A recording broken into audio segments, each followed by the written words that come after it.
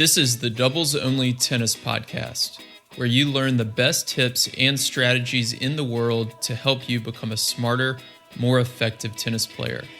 You'll hear interviews with Pro Tour doubles players and coaches, including easy-to-use lessons to improve your game and win more matches.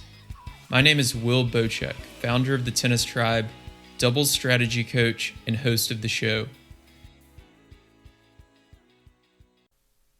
In today's show, I talk with ATP strategy coach Craig O'Shaughnessy.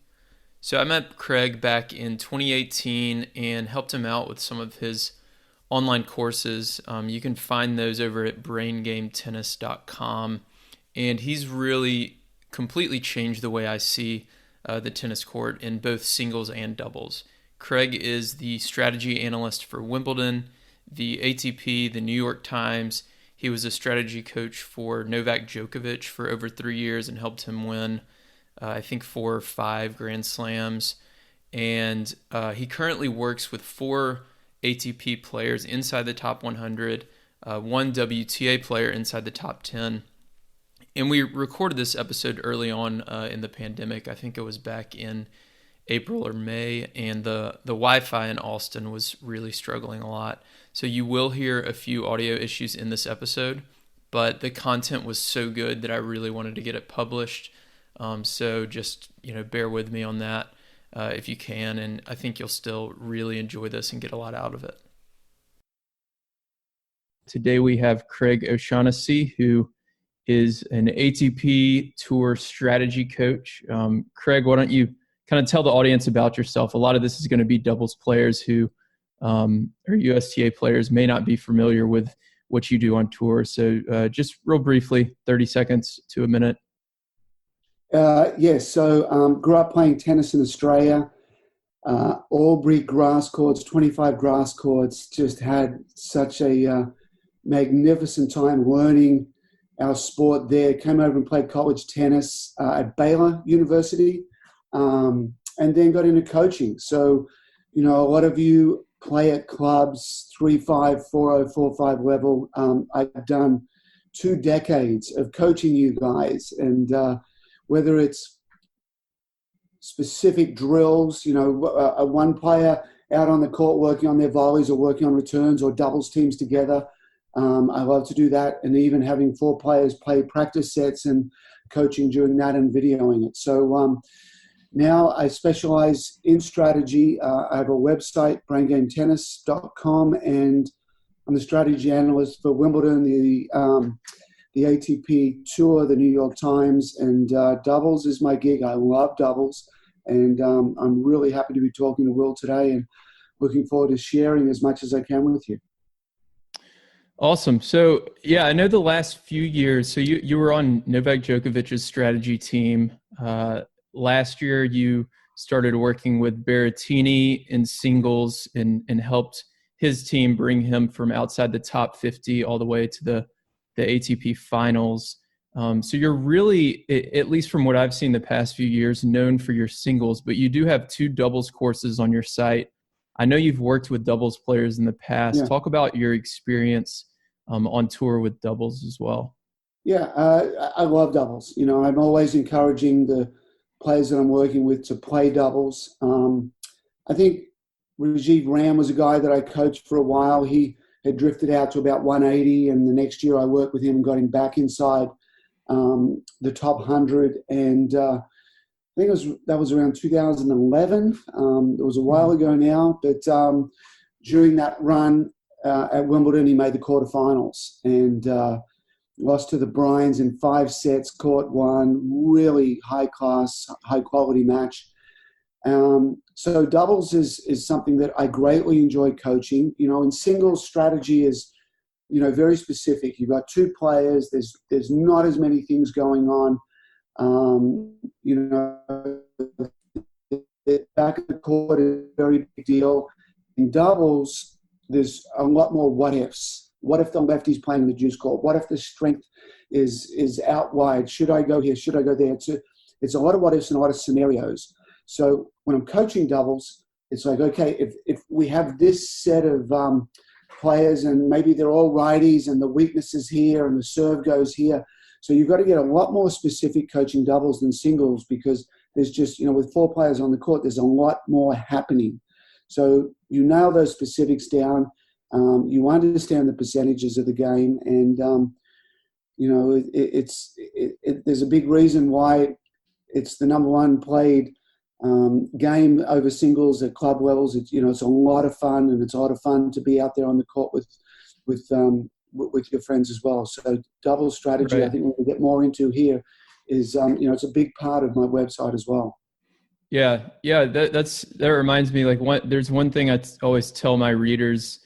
In singles, there can be some kind of blanket rules that always apply, but in doubles, that's really not the case, because there's so many more variables. Yeah. Exactly. Just one lefty instead of a righty, like you said, can completely change everything, Yeah. Or if somebody on the court has a stronger backhand for some reason, or if they're not as strong at the net. Which would not be me, by the way. Yeah, not most people, not me as well. Actually, I'll tell you a little secret. I've started hitting it really well. I copied Wawrinka, and I see Stan, he just goes, with that grip, and just gets it all the way around. I'm like, I'll copy it. I'll do the same. I get all the way around. I'm like, I'm at my backhand. Okay, right now. I've tried to start hitting mine like Rafa and just spin it in. Okay. Well, that may work. We'll see how that goes. I don't know. So let's dive into some of your doubles content. So you've got 2 courses on the site. You have the 25 golden rules of doubles. Yes. I've gone through both of these. They're really, really good. And then you've got doubles numbers, which is a little bit more data driven. So for people who are a little bit more into kind of the numbers and the statistics, that might be a good fit for them. Let's start with the golden rules of doubles. Give people kind of an overview of what that course is about, and maybe your favorite rule out of those 25 or 2 or 3. Yeah, sure. Well, what we have there is, we cut the court up into different areas. The worst thing about doubles is that line down the middle for the serve. So in Dartfish, I can recreate the court. So, I'm like, well, here's a doubles court. And it's simply just, here's the baseline, here's the doubles line, and here's the other baseline. So, when you get rid of the singles lines and you get rid of the serve lines, it's just this big paddock of an area. So when you look at it, it's like, well, being at the net is good. But a really important thing about doubles is that you must approach it like beach volleyball. In beach volleyball, you have a person at the back, and they're the setter. That's their only role. They're setting. The person at the front, they're the spiker. So doubles is essentially the same thing. The doubles numbers course, I'll just pop over there for a second. That's based on all the analytics from the 2015 Australian Open. For the men, it was won by Fognini and Bolelli.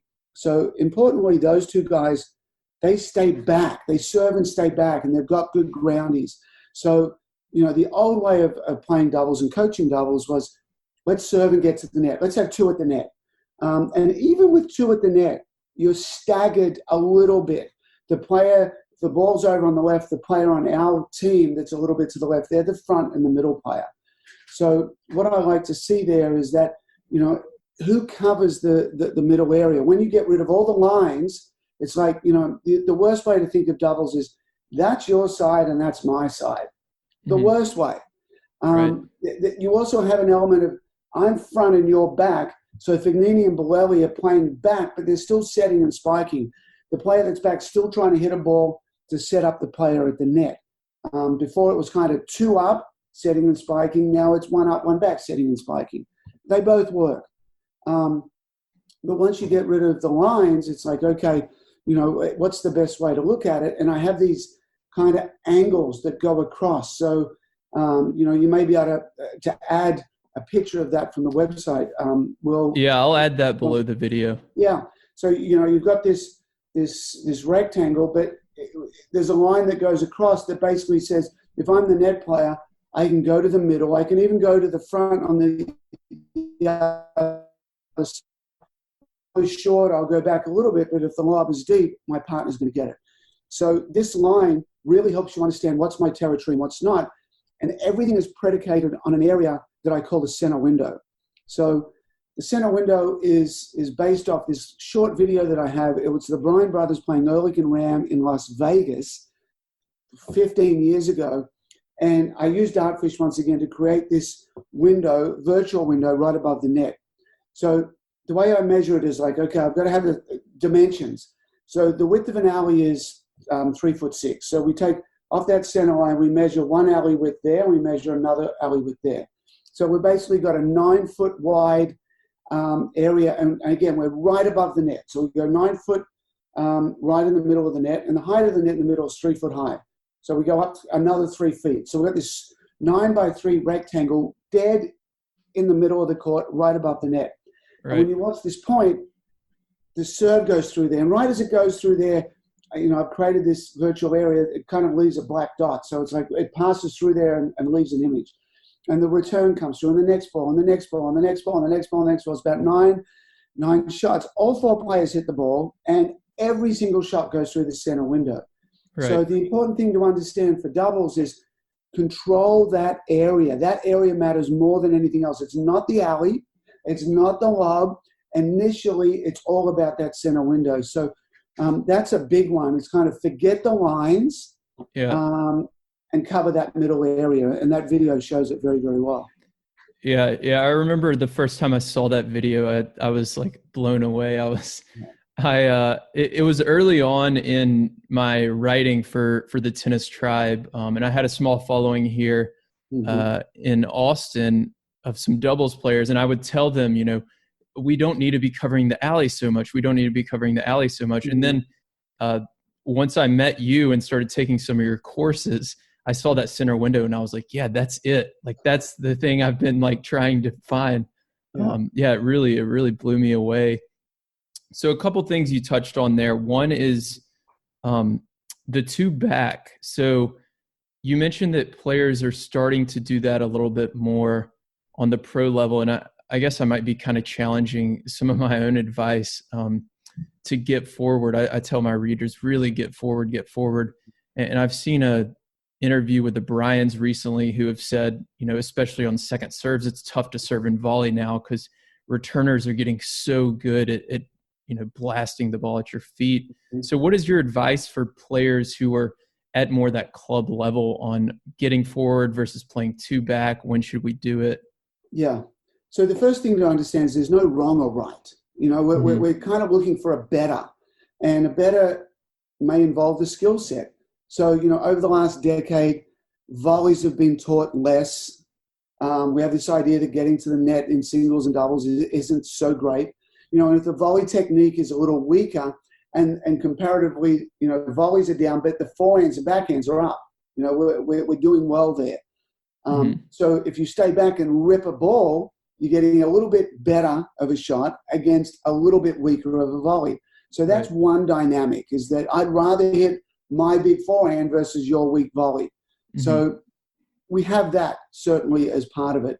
But in the doubles numbers course, when we look at where the winners are hit and where the errors are hit, so essentially in doubles, and again, this is 2015 Australian Open where this data is derived from, but it's very representative at all levels. So errors in doubles still occur in basically a 50-50 nature, 50% at the net and 50% at the back of the court. That they happen pretty much everywhere. But the winners still, and again, this is players that are staying 1 up and 1 back a lot, the winners were still over 80% at the net. So when we see the 1 back and 1 up, and in your advice saying, get to the net's a good thing, it is, but we're dissecting the 2 players a little bit. It's like we still need one. We've got to have one person there that's mopping up that center window area. And the person at the back, their role is to hit a ball. I have this other saying, in an ideal point in doubles, you never hit the ball twice in a row. You hit the ball, it's like in beach volleyball. You're not going to do 3 sets on your own or 3 spikes on your own. You set once and it's spiked once. You hit a ball from the back of the court that makes the opponent uncomfortable, that draws the ball back to the middle of the court, so your partner at the net can go and get that center window ball. So that's really what it's all about. In general, the serving team wants to kick the ball in the middle of the court because the ball in the middle will gravitate back down the middle. In general, the returning team wants more chaos and wants a wider point. to keep that initial attack by the service partner at bay. Right. Yeah, that makes a ton of sense. And another follow-up question that I think I know the answer to, but I know a lot of the listeners are thinking it is, these numbers are great because they're from the Australian Open. They're the pro level. Yeah. I'm a 3-5 player. I'm a 4-0 player. Yeah. Does this stuff apply to me too? And I know you've looked at the data for both, so just talk on that really briefly. Yeah. So the way to think of the difference between this is, let's take some nice round numbers to just understand it. Let's say you serve at 70 miles an hour on average, and the Bryans serve at 100 miles an hour. And let's say in general, all of their shots happen at 100 miles an hour, and all of your shots at a 4-0 level happen at 70 miles an hour. So instead of looking up at them and going, okay, how can I copy them and what they're doing? Imagine having this Dartfish software again, and we bring it in there, and we're watching the Bryans, but we bring their speed down to 70%. Now, all of a sudden, the speed of, we play it side by side. The speed of your serve is the same as the Bryans. The speed of the return is the same as your opponent's. We bring them down to your speed level, because ultimately the big difference between club level and pro level is the speed of the racket and the speed of the feet. So let's just say, okay, let's just bring them back. Let's bring the Bryans down to 70 miles an hour. What would we see? What would we see at our level? You could also imagine is that, you are going to go play the Bryans. You're on one side, the Bryan brothers on the other. And we have a speed gun. And we say, our max level is 70 miles an hour. If you hit a ball above 70 miles an hour, we've got to replay the point. It doesn't count.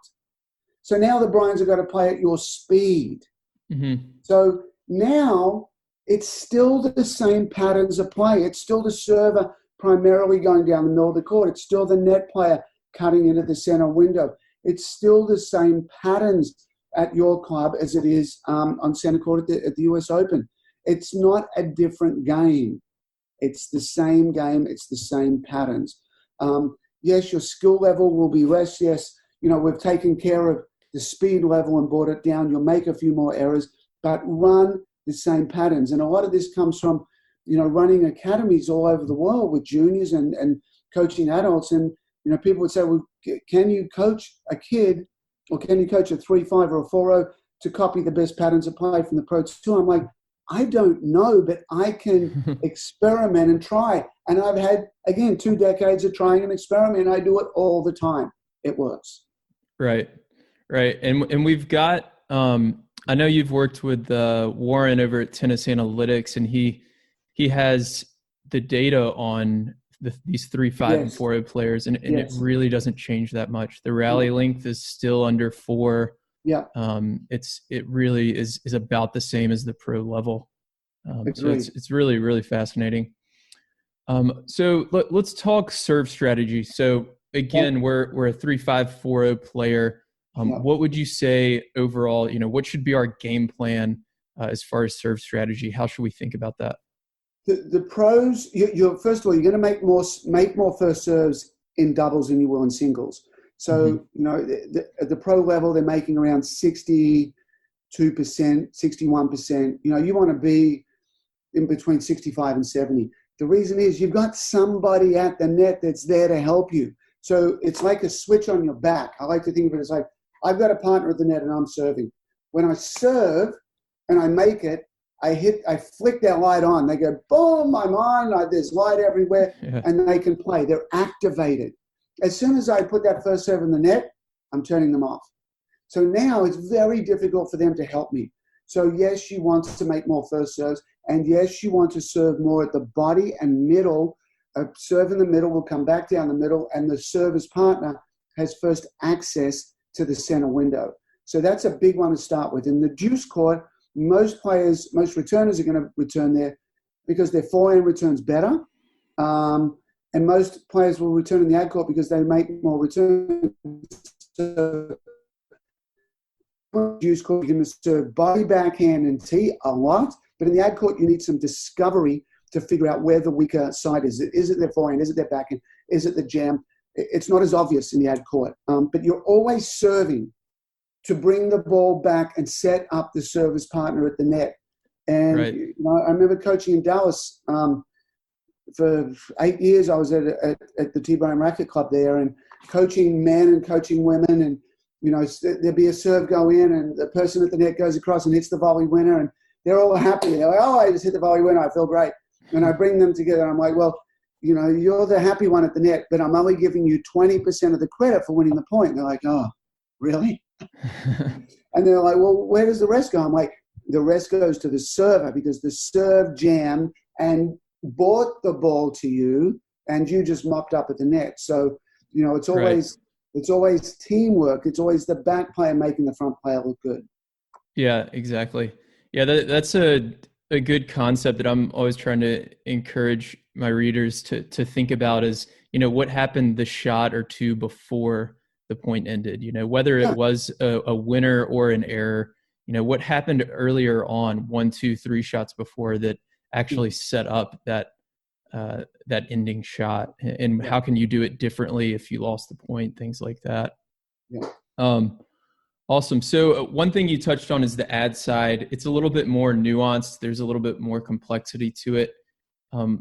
One thing I encourage people to do is experiment with I formation and Australian on the ad side a little bit. Yes. What do you think about that?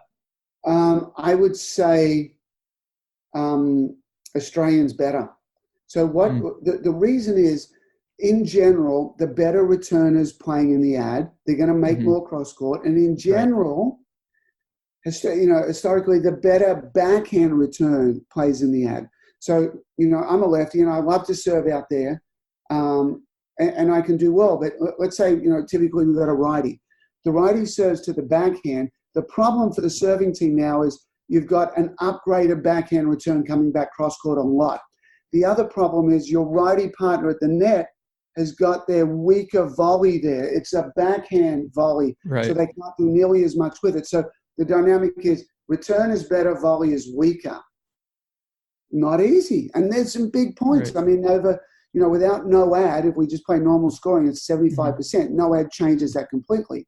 But if you play Australian in the ad court, and the server goes a little closer to the middle, the service partner changes over and stands basically right in front of you, up near the net.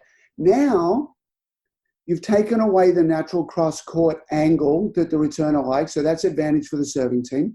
You're now positioning a forehand volley for the serving team, so that's 2 benefits. And you're making them hit it down the line where they don't like it. There's 3 benefits. And if it comes to my forehand at the back of the court, there's 4 benefits. Right. What's there not to like? Yeah. It's a great strategy on the ad side. I find, especially I'll play against teams and I return myself from the ad side. And returning is, we won't talk about serving, but returning is a strength of my game. So I'll return on the ad side. And there's so many teams I'll get into a rhythm cross court backhands and they'll never try it. And some teams try it and it really throws me off. I mean, it's definitely a great way to change it up. Much tougher angle. You have to like push it up the line. Yeah, it's a lot lower percentage shot, a lot higher risk for sure. So let's talk about return. So what about return strategy? Yeah, so the first thing is, against the first serve, always let's start with the base platform of let's make the return. Let's put that return in. There's more return errors because there's more threat. There's more threat at the net in doubles than there is in singles. People are pressing a little bit. Yeah, they are. They absolutely are. So we want to put more in play. If you can return down the middle of the court, again, the serving team has first right to the center window. So in the deuce court, if you've got a righty, it's their forehand volley. In the ad court, it's the backhand volley. But let's say they're a little sleepy. Let's say they're a little slow. Let's say they don't trust their volleys a lot. Let's say they don't move well. So what you want to do, again, I talked about earlier, the returning team generally wants to create angle and create havoc. And the more you get this weird broken point, the more the returning team will win that point. But there's the other subtlety here is if you can return middle, again, now that's going to draw the ball down the middle. The returner's partner, who's standing right behind the service line in a basically neutral to defensive manner, if it gets that ball goes right through the center window, the the server's partner doesn't get to hit it, now it's game on for the returning side, because the returner's partner says, I've got to hold here because the server's partner's a threat. The ball goes right by the server's partner, the returner's partner goes, great. And I call it the J, and it's the shape of a J, where you initially go straight to the net and then you cut.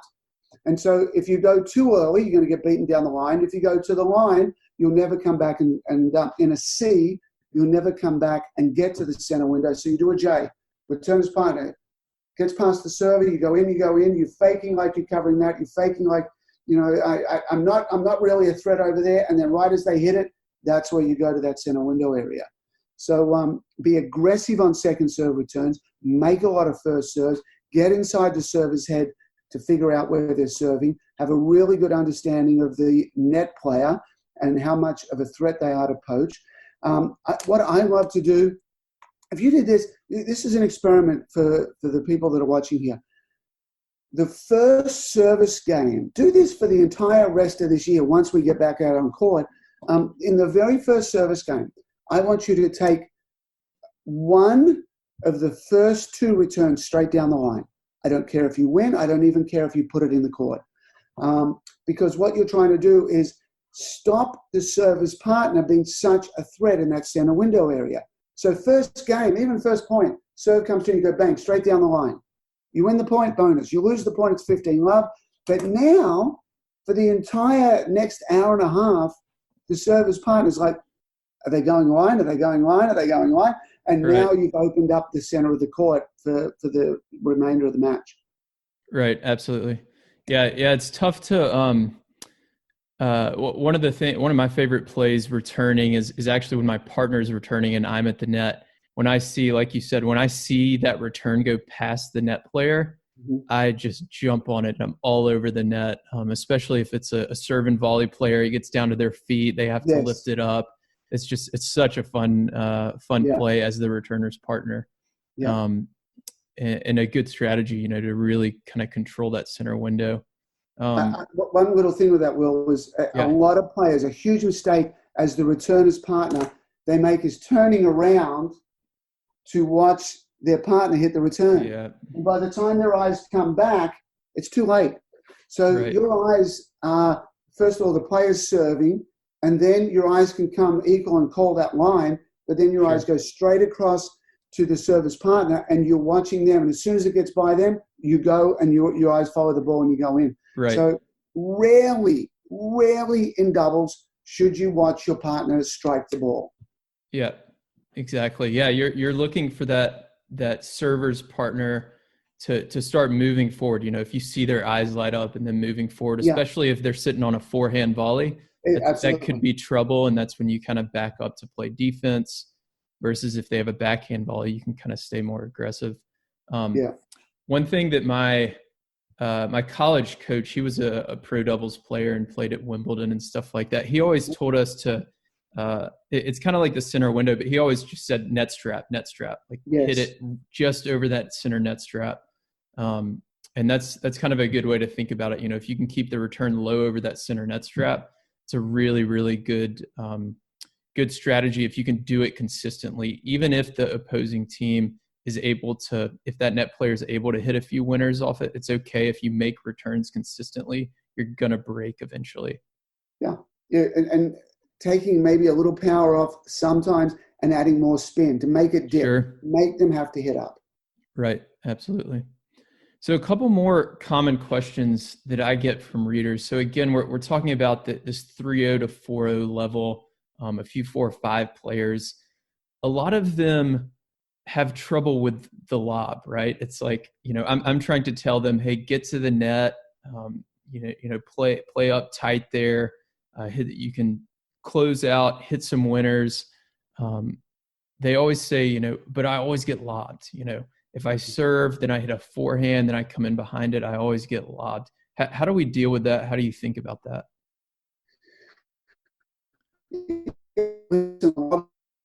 I'm a huge fan of the lob. I teach it a lot. It stops players that are ultra aggressive being all over the court and all over the net. Mm-hmm. From your side of the court, you really want to assign, the big the big advantage of, you've got your court and then you slice it across here so that one player is staggered in front and one player is staggered behind.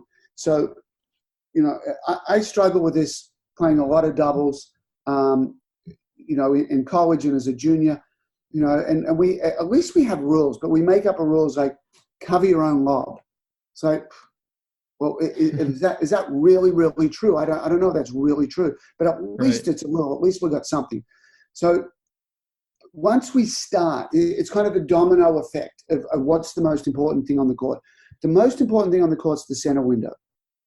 So the number one role of the service partner and the returner's partner is to gravitate to the center window and cut off balls and take ownership there. That's number one. So because of that, we're giving them, it's like, this is your number one job. Obviously, you can't be really good at the front and the back. You just can't. So what happens is, but the other thing is, the net is about being sneaky and it's about setting ambushes. Don't worry about me. Don't worry about me. Bang, got the volley winner. Right. So starting, let's say the service partner, you start dead in the middle of the service box. If the serve is good, if you look over at the returner and they're in trouble, you're going to start small little split steps and gravitate to the net strap and gravitate to cutting that ball off at an angle. If there's a lob coming and the lob is short, I'm going to take it. If it's going to land in the service box or probably within a meter past the service box, that's my ball. But if the lob is good and the lob is deep, no longer is it my ball, it's my partner's ball. I can't cover the center window and the front of the court and the left side as well as the back of the court. So once you establish the three areas, I'm a left or a right player, I'm a front or a back player, or I'm a middle player.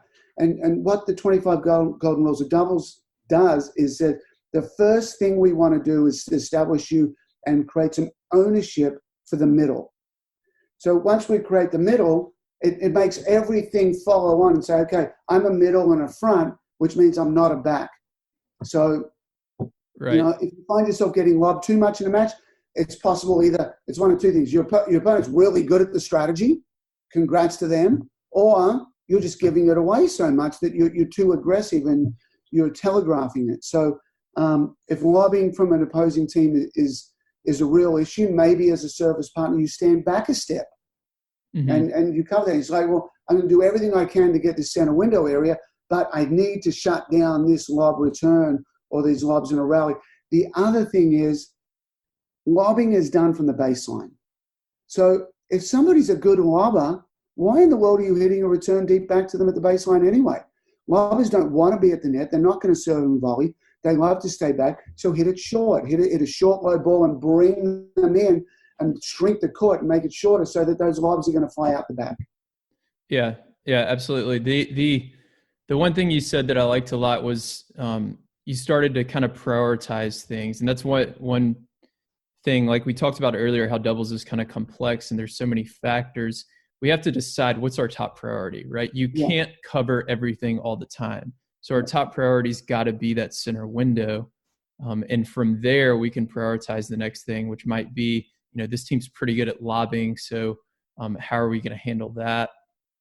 And with prioritizing the center window in mind, one thing I tell a lot of people is that obviously one factor is your mobility, right? A lot of people, if they're older 3-5 players and they're not as mobile as they used to be or something like that, you have to choose, which partner is going to be able to physically cover the lob. But also because that center window is so important, a lot of players at that level don't have a strong backhand volley. So if they get in a position where both players are at the net, I like to say whoever has the forehand volley in the middle, just stay up on the net and let them kind of cover that middle ball. And then the other player can take the back as well. Yeah. Well, one thing that just popped into my head that I used to do all the time in college, all the time, would be in the warm-up. And, I like to be the first to the net in the warm-up and kind of say, hey, I'm going to own this. If up there, warm my volleys up. Then the other team will come up. And all I'm doing is probing. I'm looking at the grip. Is their grip wrong? Is it too Eastern? I'm hitting them high forehand volleys. I'm hitting low forehand volleys.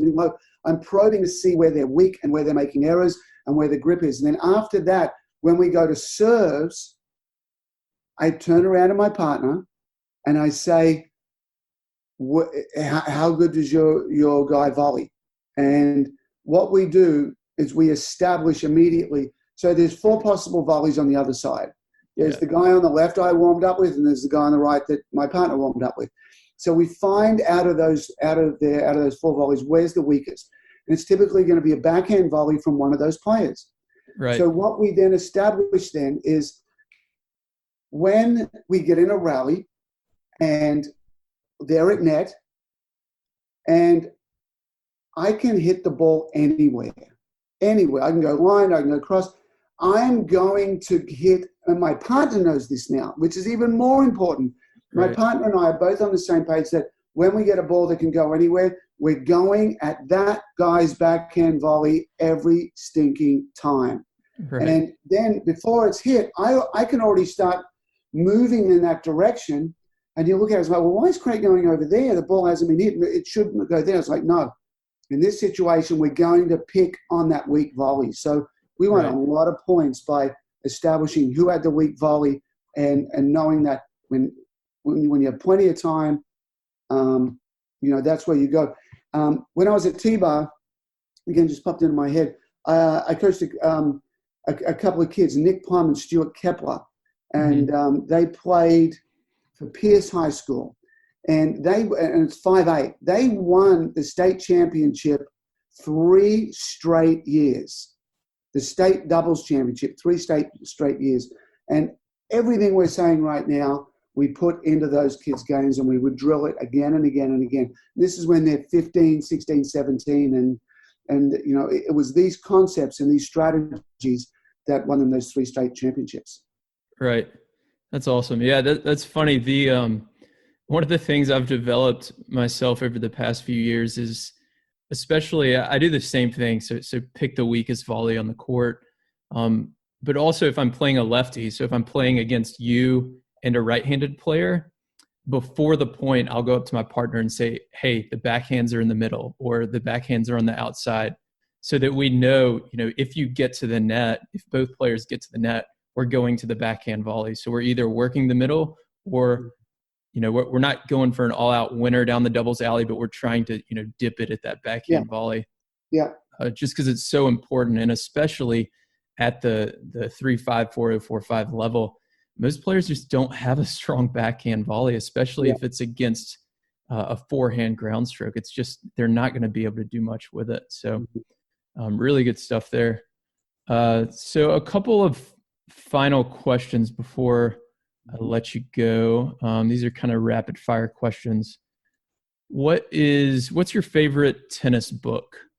If you've read some tennis books. I think Open by Andre Agassi. I think it's one of the greatest autobiographies ever written, regardless of sport. I just really enjoyed his no filter. He's ripping everyone. He's ripping himself. He's giving so many, behind the scenes things. So that for me was the number one book that I've read in the sport field. Yeah, great book. What about a non-tennis book? The Power of One. It's about, I don't want to give it away. It's a boxing. It's about this young boy that grew up in South Africa and all the hardships and all the boxing. And The Power of One is a phenomenal read. Okay, awesome. What is your favorite tournament to travel to? Wimbledon. And Wimbledon. I mean, the Aussie Open's next. I got to throw that in there. But if you've never been to Wimbledon, it's Disneyland. It's the Masters. It's everything rolled into one. I'm fortunate enough to work for the tournament and doing strategy, which I love.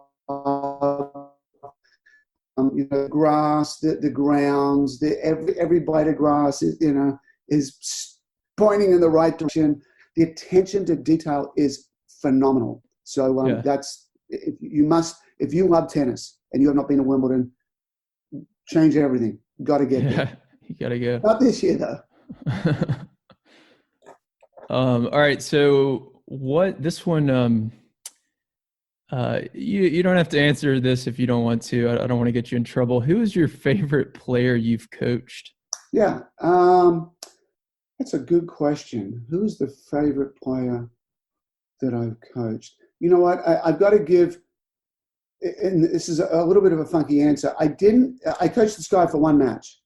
Essentially, we were friends, and it's Dustin Brown when he beat Rafael Nadal. And what people got to understand is that as a coach, to make an impact and to have such a massive victory, I don't need to be with Dustin for 52 weeks. I don't need to work on his forehands and backhands. I don't need to do that. He has somebody else to take care of that. But in order for Dustin to beat Rafael Nadal, he needs to know Rafa. He needs to know the opponent. So, we had a couple of days to prepare. That was the most fun I've ever had as a coach. Was Dustin beating Rafa on center court at Wimbledon. That had 2015, is that right? 2015. I worked with Novak on 4 Grand Slams, winning 4 Grand Slams, but as a specific match, and Dustin's such a great guy, such a good friend, such a great story of his upbringing and the backstory and then how he plays and how he dismantled Rafa.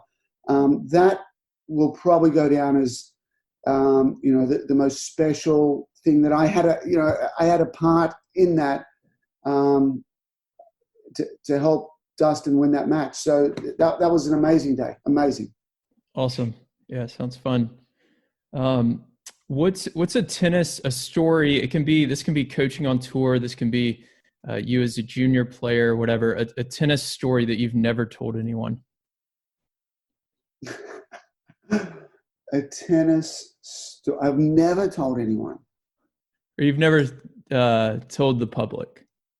Okay. Give me a second here. Yeah. Okay, I got one for you. All right. Yeah. So it's my best win in college. Best win, singles. Mm-hmm. So it was when I was at Baylor. I played number 1 at Baylor. We weren't that good. So saying, at number 1, when Baylor became Baylor, they were very good. So we're on a spring break trip. We go to New Orleans area. I think we're Tulane down there, and we're playing a bunch of schools. And I've got this Swedish guy from University of Utah, I believe, and he's top 10 in the nation. I don't remember exactly, but the guy was good. We basically, coach went to bed. We basically designated a driver, and we went out after dark, and we had a really fun time. I mean, we had as a team. We went out. We had a lot to drink, and we got home at like 6 a.m, maybe 7 a.m. I don't think we got home. I don't think we slept. So we were out partying all night. Coach comes in, and I was my doubles partner and I. We were the 2 worst. So we're feeling horrific, like really, really hungover. And coach is like, well, where are these guys? And the other, it's like, well, we're covering for them, but we're trying to get, a little sleep and trying to sober up a bit. So we drive to the courts. We get out of the van. We're both throwing up. He's playing on the court behind me. I remember going up to the fence. It was during the warm. He goes, "Hey, come here." I'm like, "What?" He's throwing up on the court. He's like, "I don't think I can play." I'm like, "You have to play. You have to, otherwise our cover's done." So I'm playing this Swedish guy. The Swedish guy is so regimented. He's so bouncing around the court. He's got so much energy. I'm looking at him. I'm like, my head hurts looking at this guy. I can't move. My stomach. I'm trying not to just throw up again. So I have no energy on the court. I'm not running. I'm literally, I can't run. It throws this guy for a loop. Who is this guy? Who's this Australian? He's not moving. I hit a winner. He's not. So it had the effect, and trust me, this was not planned, but it had the effect of taking all the energy in the match, which this Swedish guy thrived on, and annihilating it. There's no energy. Yeah. I'm hitting third serves. I'm walking to balls. I don't care. I'm just trying not to throw up. I win the match. It was my best college match. If I had have come with energy, if I had have come, albeit he would have beaten me 1-0. He would have annihilated me. So it's I bet not you kept the points short too. Yeah, all no rallying whatsoever. Zero. Drop shot, slap it cross, let him hit 3 winners. Yeah. It just annihilated everything that he wanted to do on the court. So I haven't told a lot of people that story, but if you ask, there it is. Awesome. So that's a good segue into to your new course. So you've got this Swedish guy on the other side, and you really took him out of his game mentally. He couldn't stay motivated. Talk a little bit about your new course, and then we'll hop off here. Yeah, Getting Tight is to help players solve the problem of getting tight, which is universal. All players at every level will get out there, and we were okay in rallying and in practice. But once we start playing points, the arms tighten and the shoulder tightens and your brain tightens and your brain explodes and we tap out, and it's so common at every level. So I partnered with Jeff Greenwald. Jeff is a registered sports psychologist. He's formerly number 1 in the world in 35s and 45s. He loves the mental and emotional. I specialize in the strategic. He came to Austin. We filmed this course over a day. And it's very robust. It's a lot of discussions between Jeff and I about the mental, strategic, and emotional sides of the game. And it's for players that really say, you know what, yes, Craig, I struggle here. I want to be better. I don't want to get angry. I don't want to get frustrated. I know I look stupid out there throwing my racket and semi-tanking when I can't do it, but I don't know a way out of this. And that's what Getting Tight does. So we have a bunch of different scenarios, and we talk you through those scenarios. We explain why these things are happening. We explain how to get out of them. It's a really, really good course for juniors and for adults and for the top players in the world to make the mental and emotional side of your game a strength of your game, because it can certainly be a weakness. It was for me as a junior. I was the player that got angry and frustrated when I was losing points. Now, if I'm watching this, I'm like, it's okay to lose points. I'm going to lose points. I'm going to lose 45% of all points I play. I can make good errors. I have permission to miss. I give my opponent a quota of points. And if I had have had these techniques when I was younger, boy, it would have taken away a lot of frustration, especially from my mum and dad watching me play. Me too. I won the John McEnroe Award at my club. Yeah. Okay. I can relate. I was a terrible kid. Yeah. Awesome. We didn't know any better. We didn't know how to channel it. Yeah, I didn't know what to do. Nobody told me. So, awesome. So we'll link to that below. We'll also link to the doubles courses. People should definitely check those out. Yep. Craig, great chatting with you. Thanks for stopping by, and I'm sure we'll do it again in the future. Terrific. All right, well, peace out. Thank you very much. If you're a doubles player, you'll love our weekly doubles newsletter. Every Thursday, we send you doubles tips and strategies to help you improve your game and become a smarter player. When you sign up, you'll get a free 10-page guide on how to play with more confidence and dominate at the net in doubles. You can go to thetennistribe.com to sign up now.